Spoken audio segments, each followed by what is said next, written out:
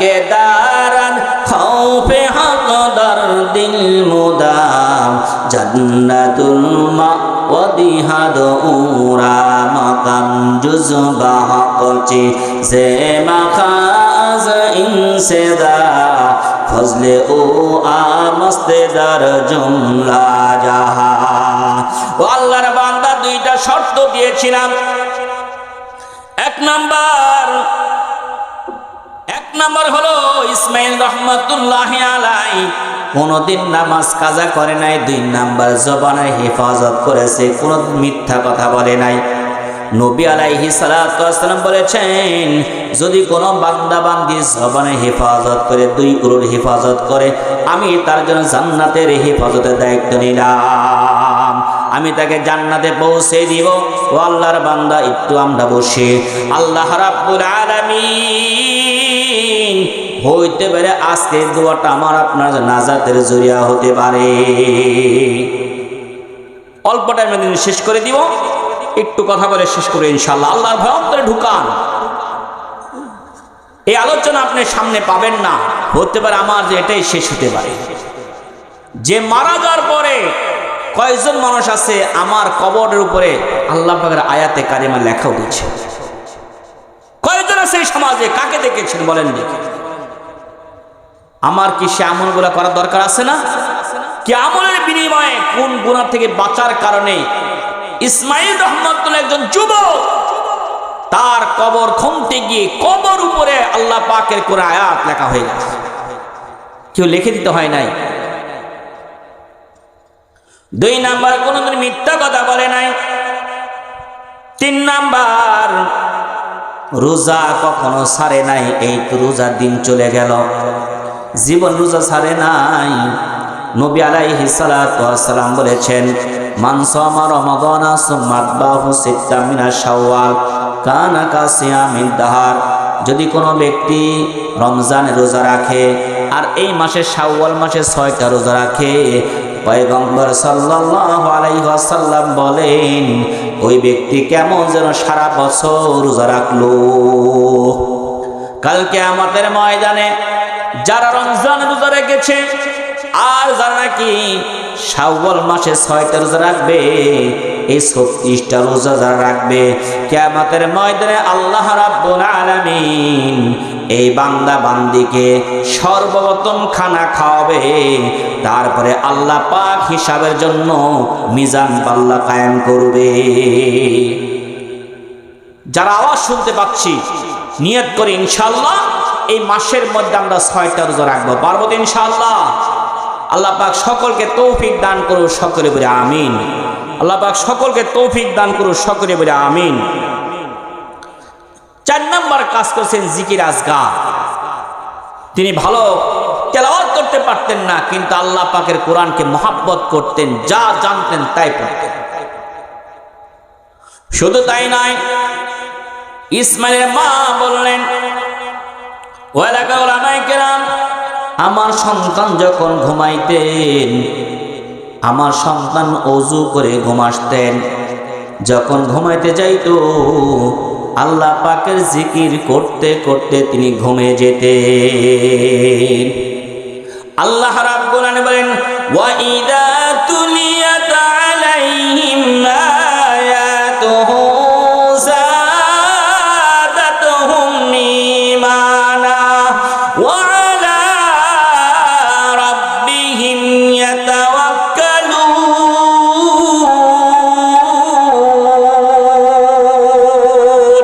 বাখা কোরআন কালামুল্লাহ বাশুনুদি কদিমাস্তু নুইনু। আল্লাহ রাব্বুল আলামিন বলেন, বান্দা যত বেশি কোরআন শরীফ পড়বে, আমি আল্লাহ তোমার ঈমানের পাওয়ার তত বাড়িয়ে দিব। এজন্য বান্দা, আমরা তো চলেই যাব দুনিয়া থেকে, কেউ থাকতে পারবো না। আমার মা এবং বাবা আত্মীয় অনেকেই চলে গেছে, যায় কি যায় নাই? আমরা কি থাকতে পারবো? আমরা থাকতে পারবো। এর জন্য কমসে কম মুরব্বী যারা, জিকিরটাকে বেশি করে করা যাবে না? লা ইলাহা ইল্লাল্লাহ, বলে লা ইলাহা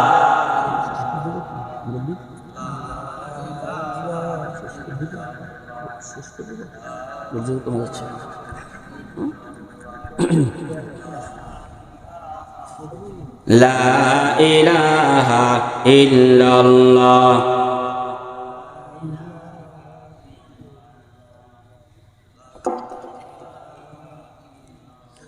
হায়াতে আল্লাহ মৌতে আল্লাহ, হায়াতে আল্লাহ মৌতে আল্লাহ, আসমানে আল্লাহ জমিনে আল্লাহ, লা ইলাহা ইল্লাল্লাহ, লা ইলাহা,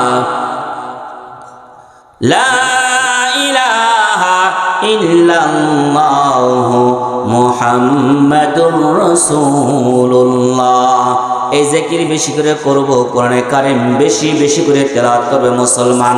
আল্লাহ পাকে যে সম্বর করব, আল্লাহ পাক আমাদের জীবনের গুনাহ খাতাগুলো মাফ করে দেয়। সকলে আল্লাহুম্মা আমিন। আল্লামা শাহাবুদ্দিন কালবী রাহমাতুল্লাহি আলাইহি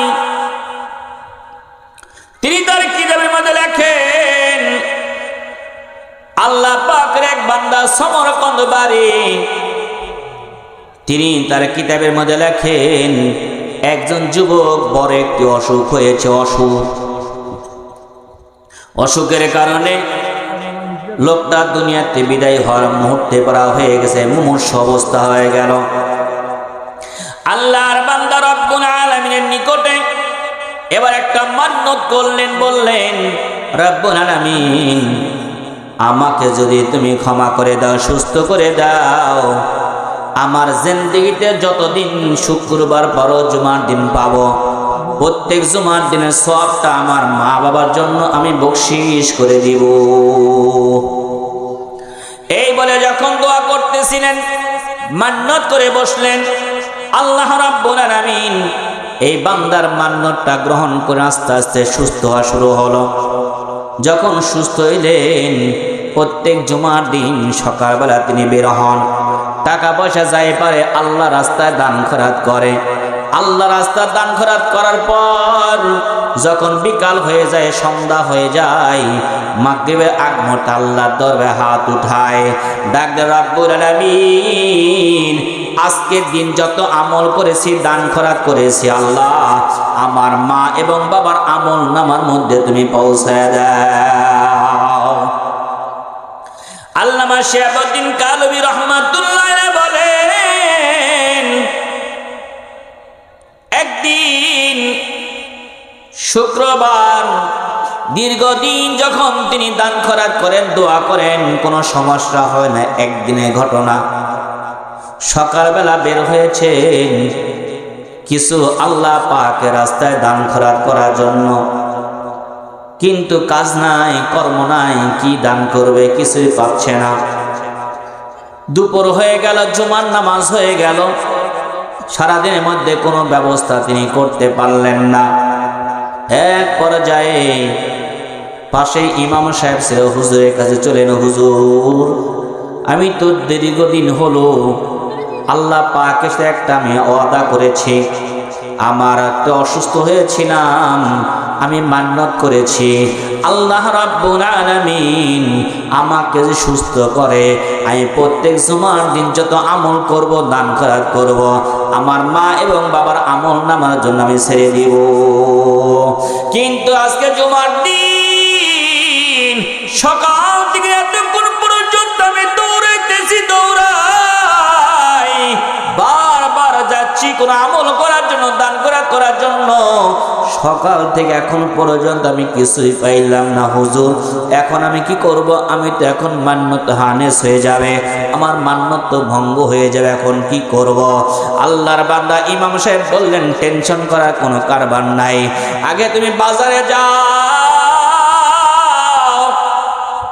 বাজারে যাওয়ার পর দেখো, বাজারের মধ্যে আগে দেখতাম ছোটবেলা তরমুজ বিক্রি হইতো, ফালা ফালা করে কেটে কেটে বিক্রি হয়েছে, আপনাদের হয়েছে কিনা? এখন তো আমান তরমুজ কিনে আগের যে কিন্তু অর্ধেক কেটে কেটে বিক্রি হইতো, মরবি জানেন তো মনে হয়।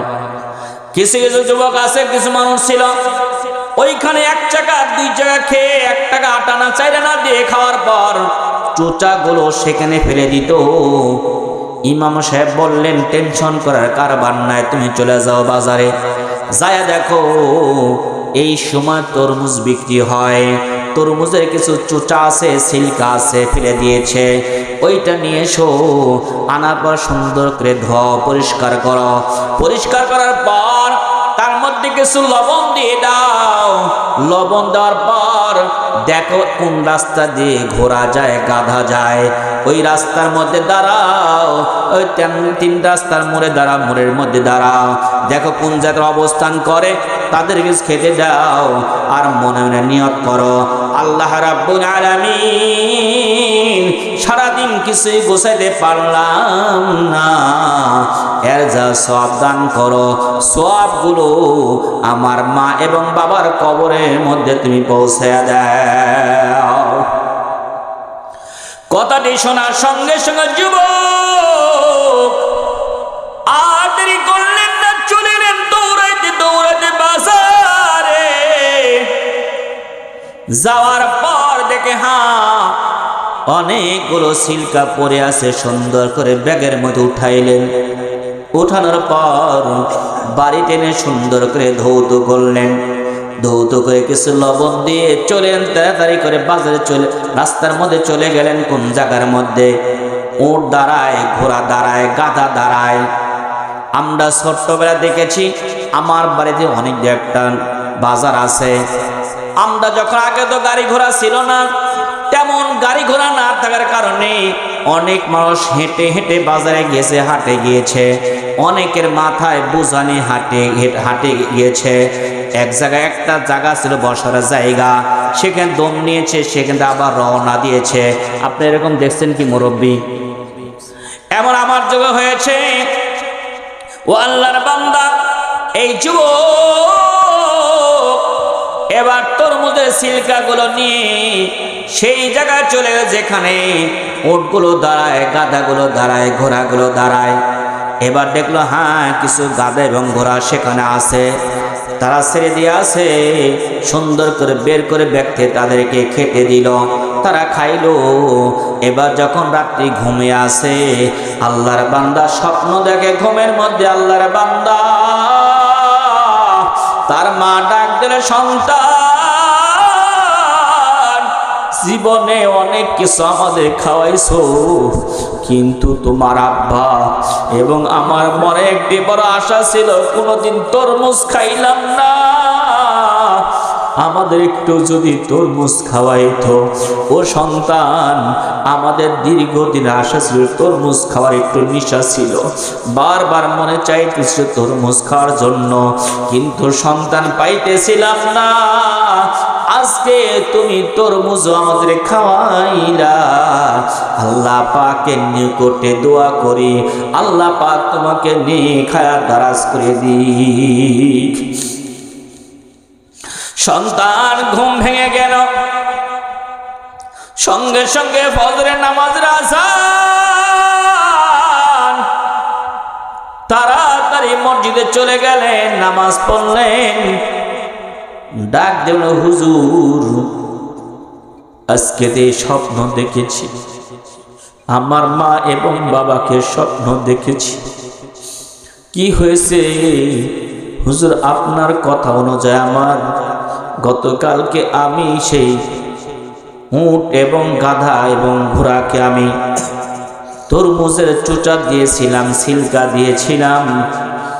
আল্লাহ রাব্বুল আলামিন আমার মা এবং বাবার কবরে তরমুজ পাঠিয়ে দিয়েছিলেন।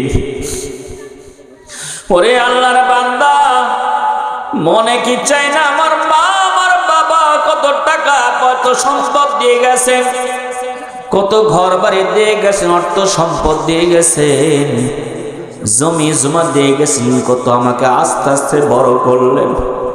আমাকে বড় করতে গিয়ে আমার মা কত কষ্ট সহ্য করেছেন, আমাকে বড় করতে গিয়ে আমার বাবা কত কষ্ট সহ্য করেছেন। আমি যখন দুনিয়াতে আসলাম,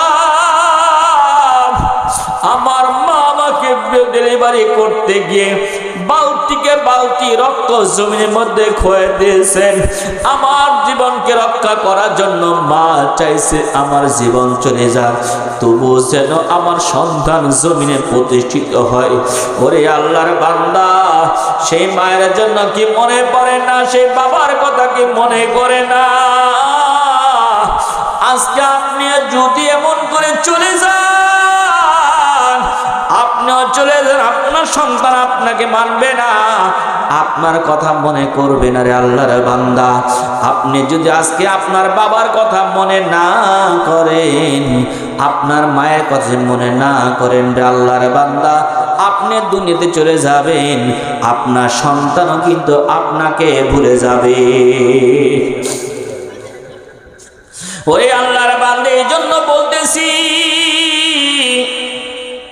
আমার আল্লাহকে রাজি খুশি করার জন্য নবী আলাইহিস সালাতু ওয়াস সালামের সুন্নতকে আমরা অনুসরণ করব। একটু চিন্তা করব, আমার মা এবং বাবার জন্য কে আসো, এই মসজিদের জন্য আমি একটি সিমেন্ট দিব, 10,000 টাকা দেব, 5,000 টাকা দিব। আসেন আল্লাহর বান্দা, আপনি অনেক টাকা পয়সা দান করেছেন, অল্প একটু টাকা পয়সা দেন। এই মসজিদের মধ্যে যত মানুষ নামাজ পড়বে, জিকির আজকার করবে, কোরআন তেলাওয়াত করবে, যত মানুষ ইবাদত বন্দি করবে, তারা ইবাদত বন্দি করে যেই পরিমাণ সওয়াব হবে, আমি দান করার কারণে সকলের সমপরিমাণ সওয়াব আল্লাহ পাক আমাকে দান করবে।